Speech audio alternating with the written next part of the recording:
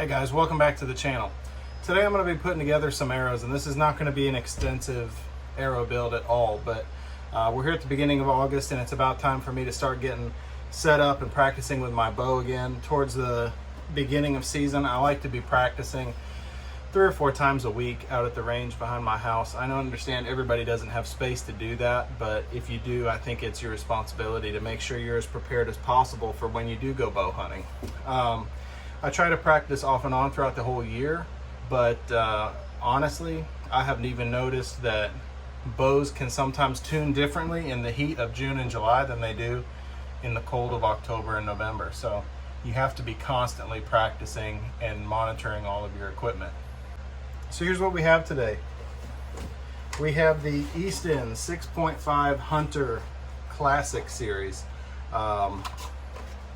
Here's some of the components that we have: 23 grain half-out inserts and these little micro light nocks.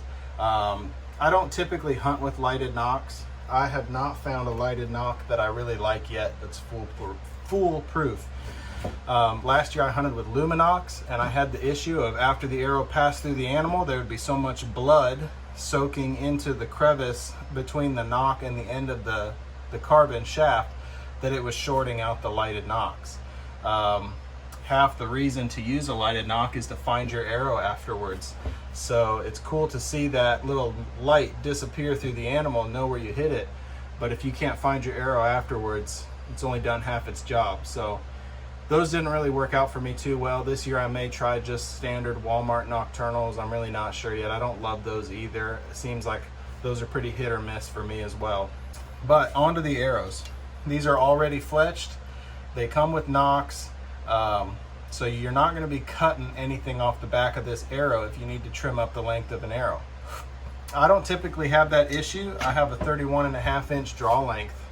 So most of my arrows are going to be full length anyways. So anytime I set out to build a new set of arrows, I like to do as much of it myself as I can. For convenience sake, I bought arrows that already came fletched. I typically don't use wraps on the end of my arrows. It's just needless weight. It does help in removing veins if you're going to use those shafts for a long time and cut veins and re-glue veins, but for the most part, my hunting arrows, I pretty much fletch them and hunt with them, and I don't really change them around too often. So I've already numbered these for straightness. I have a cheap arrow spinner. This came off of eBay. I think it was like a Pine Ridge or something to that effect. I didn't like the sticks that came with it, and I wanted them to get a little bit further apart. So I just cut down an old arrow that fit, and I spin my arrows like that.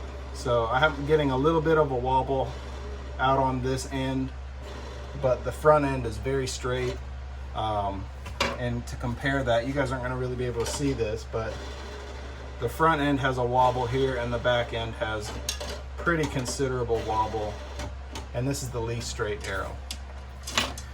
So before I start actually gluing in the inserts that came with these arrows, what I'm going to do is I'm going to take this little stone. It has kind of almost a nipple on the end here. I'm going to put the arrow shaft down. Let's see if I can bring it over here where you guys can maybe get it in frame. Bring it down on top of the stone and spin the arrow several times straight down on that stone to remove any kind of burr that might be around the end of this carbon shaft where they cut it. That's going to clean it up, and it might even square it off a little bit if it's not already perfectly square. They make squaring tools. Those are excellent.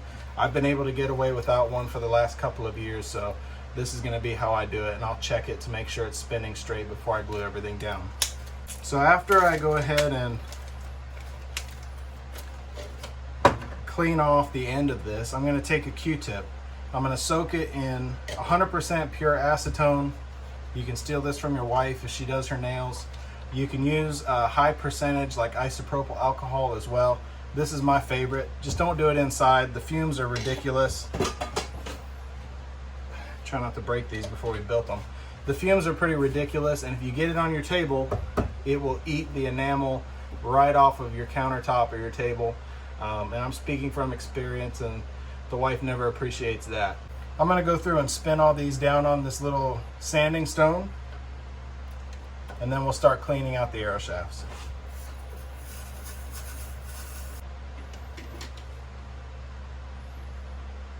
I don't know if you guys are going to be able to see this, but there is the carbon dust right there coming off, and that's just taking the burr that was from where they cut these, and it's leveling it off. It's also giving it a little bit of a crown, like the end of a rifle barrel.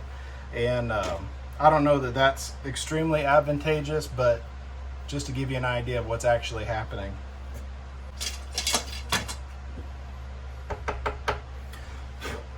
Okay, now that those are all sanded off, we'll put that away. We're probably not going to need to come back to that.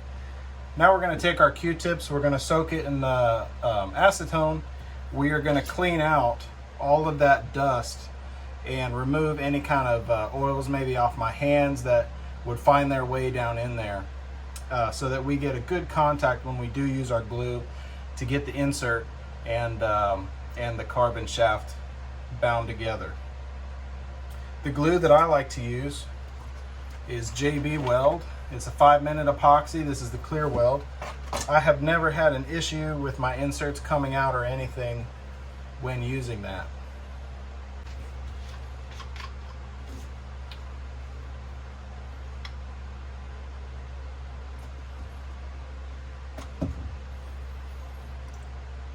Guys, keep safety first, and whenever you're working with chemicals or spray paint or acetone, anything like that, make sure you're in a well ventilated room so that you don't start seeing stars and hit the ground when nobody's watching. We're going to go ahead and clean out these arrow shafts now and set them aside to dry for a few minutes.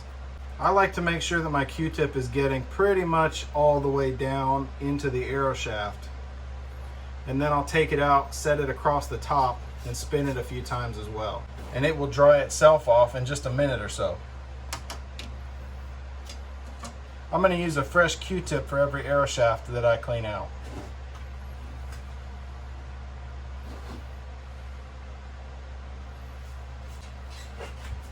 Look at how bad that one was.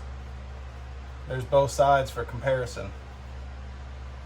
You don't want all that powder down in there mixing with your glue. You might think that it will actually work as a binding agent, but what it does is it prevents that glue from getting a good contact with the walls of your carbon. One thing I'm noticing as I'm doing this is they're not all as dirty as the next one is. And that's probably just a difference right out of the factory.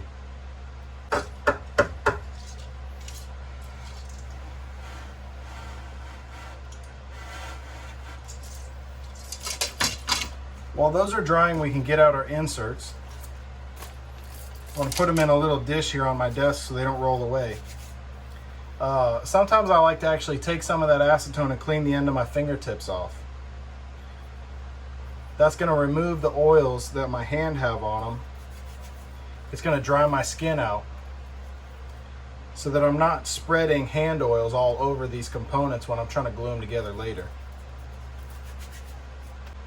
Now with clean hands I can handle these. I'm not worried about getting anything on them. I'm going to go ahead and insert them and just see how they fit. The first thing I notice is they're really loose. They just fall right back out. Sometimes the fitment of these will be a little tighter, and that's excellent when they're tighter because you can go ahead and screw a broadhead down on here and spin test them all before you end up having to glue them. And you can mark the shaft and mark the insert.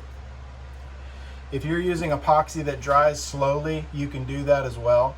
The epoxy I use is 5-minute epoxy, so I have time once I stick it on there to stick one of these broadheads on and spin test it a few times. What I'm going to use to spin test all these is a broadhead that I know to be true. I've compared it on multiple arrows, and this is kind of my control, if you will, for spin testing all these and making sure that I'm set up in the right area. This is actually a Sever 125 grain without the blades. I've taken them off and I set this aside just for this purpose. I'll go ahead and get our glue out now because I'm about ready to start gluing these. I'm going to do them all one at a time because I want to spin test each of them while I'm doing it.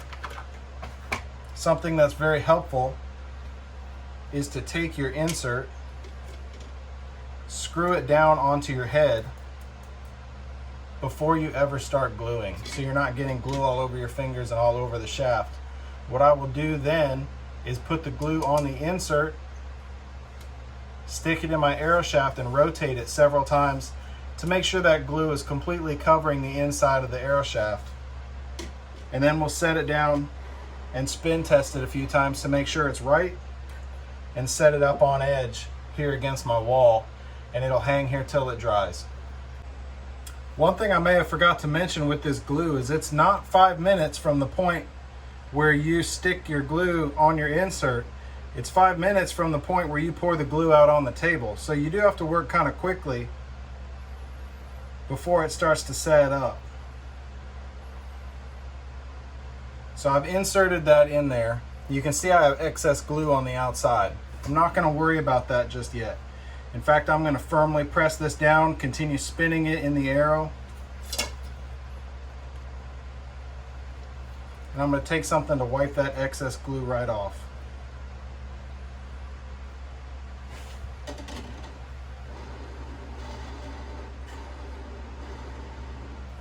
And that spins true. So this is going to sit right here, leaned up against the wall, not to be touched again for about 5, 10, 15 minutes. Something that you do want to be careful of when you're gluing these down is not to glue the arrowhead to the insert. You want to make sure you don't have so much excess glue that it's getting up onto the broadhead or the field point, whatever you're using, and actually glues it down to that. So just keep that in mind.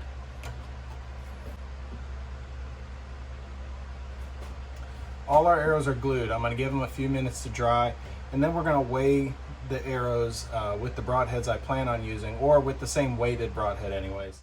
Okay, I'm going to show you guys how I spin test these at the end, and at this point there's not a whole lot that you can do to correct a poorly spinning arrow. Most of that should have already been done by now.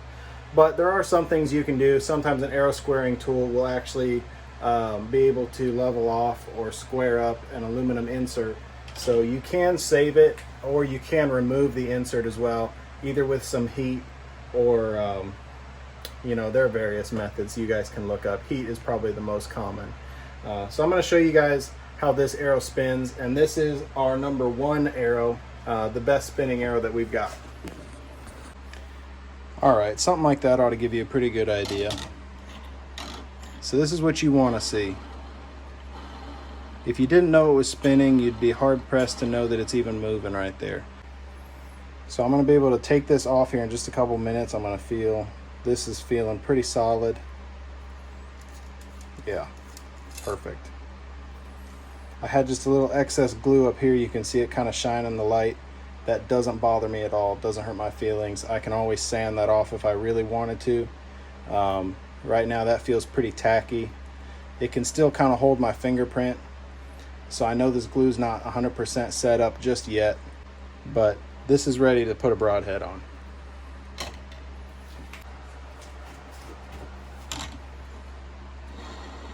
Perfect. That's gonna fly awesome. This is 150 grain single bevel Van Diemen, or maybe Van Diemen, I think is how they're supposed to be pronounced. These are razor sharp, excellent broadheads. At this point in the process, we're pretty much done. These are going to set up, and I'll shoot them probably tomorrow sometime, and they'll be ready to go. But what I'd like to do now, at least for curiosity's sake, is get a weight on these, and then I might calculate the FOC later, just so I'll have something to compare with my buddies on Facebook. FOC is one of those things that you can get lost in the weeds on pretty fast. A lot of arrows are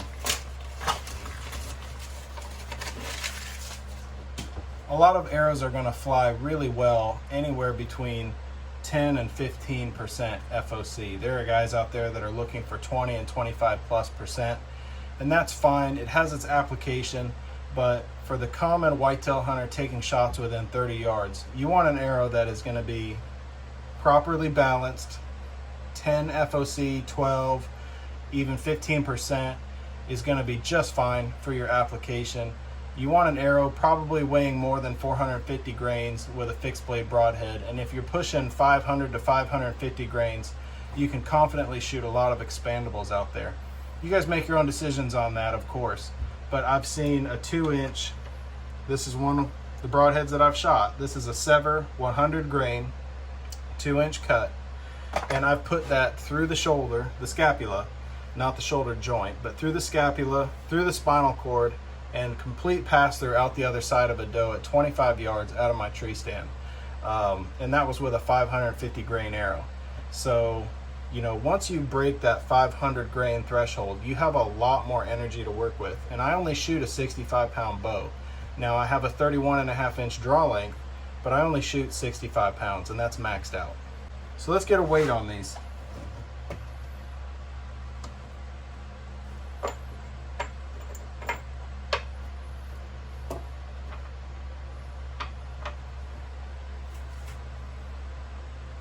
I'm going to pick one that has 125 grain Sever broadhead on it because I'm going to be shooting 125 grain iron wills.